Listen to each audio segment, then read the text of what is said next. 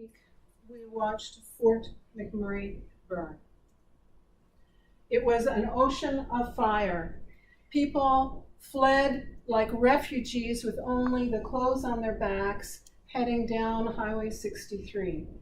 They were jammed onto that highway. Some people ran out of gas. People beside them, what did they say?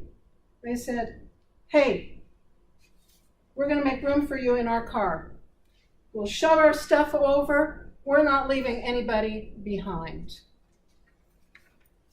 This is loss. This is trauma. This is grief. Most people don't know that. They see grief in other ways. How does grief hit a person's life? We may be living a normal life, everyday kind of life, and suddenly, out of the blue, we have a job loss, we have a health loss, our pet is lost, and perhaps someone we dearly love. We have a loss or a death of a loved one. This is very difficult, especially in a culture where we don't know how to handle loss and grief. We really have no tools. Our culture avoids talking about it, so we're ill-equipped when it happens to us, and we're ill-equipped to give advice. We pass on the hearsay that we've gotten, and we hope that it would be helpful because we want to be helpful. But sometimes that advice is not effective, but it's actually harmful. And I get to see those people later on that are stuck. We don't want to leave anyone behind in grief and loss. And that's what I do. I am a life challenge recovery expert and coach. When you went through life trauma, did you struggle with staying focused and did you wonder if you were losing it? Have you ever gone through a trauma where you felt like you were losing it? Yeah. Did you feel drained and numb inside? Mm-hmm. Did you feel your energy decline and maybe even your health? Probably. Did your vision and your dreams for your future kind of evaporate? You didn't seem to be able to get a hold of them. They didn't seem to get you up in the morning anymore. To help me, I did not find that many helpful, powerful tools. And I started to think about how could I do this, and I developed tools that I use to heal, that my clients use to heal, and they can help other people to heal as well. So I know bereavement both from the inside, as a bereaved person. I know loss, I know grief. I've also, at that time I was actually going through a divorce as well. So that all happened at once. I know it professionally, I know it personally. Most of us have seen the pictures of the High River flood.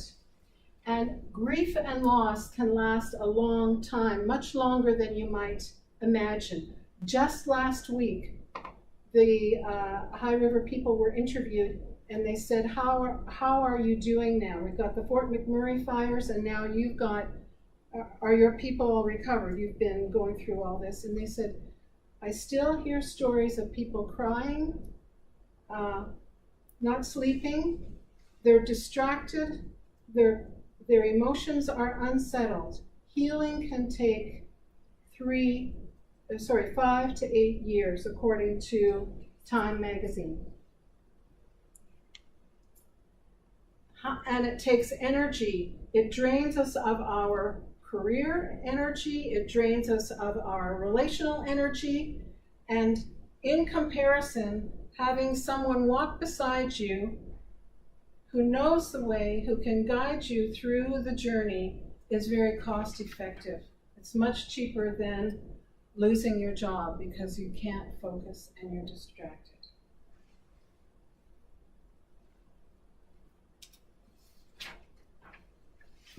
I work with people on a one-on-one basis, and that's where I can personalize and customize your program for me and examine what your program for you and examine what you're working through. we can set up a plan to resolve them. Grief is notorious for raising old grief. And most people need an environment where they can share what has happened in the past. What I find over and over again is someone has had a recent loss. Let's say I have a new widow come to see me, and she's struggling with the grief process. And what we discover is when she was 10 years old, her father died, and she tells the story of being lifted up. Her aunt lifted her up, and she looked down at her father in the casket, and her tear fell from her eye onto her dad. And all these years, she never knew if that was a bad thing or a good thing. She didn't know if she was responsible somehow for causing him to die.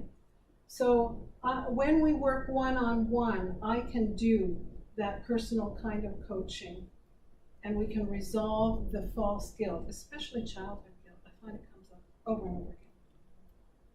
I find that clients need to look backwards in loss and grief, even in a job loss. We need to look backwards and review where have we gone, what has happened, what was good, what was not so good, what do we want to carry forward, and what do we want to leave behind. When you work one-on-one with a coach, you're able to sort out those kinds of things. Now I'm going to tell you some testimonials. I cannot, my work is confidential, so I can't tell you their names, so I will just tell you some of the comments that they make. I feel like a huge weight lifted off of me, and I'm in a completely different and better mindset than when I started with Helga 7 weeks ago. Another woman, the sudden death of my husband and the circumstances in which I found myself afterwards left me with overwhelming emotional pain and anger. Helga's intuitive understanding and sensitive, non-judgmental approach, I can read, but apparently not today, were instrumental in helping me out of my dark, deep pit of despair. Assisted by Helga's guidance and support, I am making my way toward healing and renewed joy in life. I asked, why, God, did my divorce happen? And I got no answers. Helga helped me, and I have my peace and faith back. I have a master's degree, I have certifications in different healing modalities, and I also have training as a spiritual director. I was working on that certification after I finished my master's. So I take that very seriously. So I'm a Christian spiritual director as well. And I help people answer those really, really tough questions. And I've walked that journey. I've said, why, God? Why did a 25-year-old young man get hit and killed?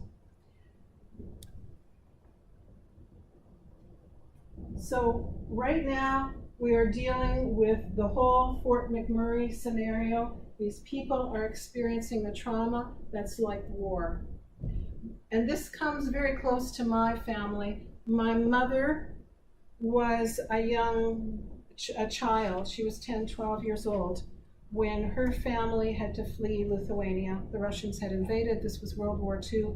And they traveled on those same jam-packed roads. So I know what it's like. Her story is horse and cart and ice, and the wagon slipped, and she got behind it, and she almost got jammed. Her head got kind of jammed between her and the wagon behind them, and how she made it through all that kind of situation. So this trauma is very much like war trauma, and I want, right now I want to sell. I'm telling you this not as potential buyers, but to explain this part. I am going to create a losses and trauma set of seminars for the Fort McMurray refugees. I'm not going to call them refugees because I think of them as refugees. They're evacuees, but I think of them as refugees in that kind of way. So what I'm going to do is have different units. And how's my time? Okay, thank you. Thank you.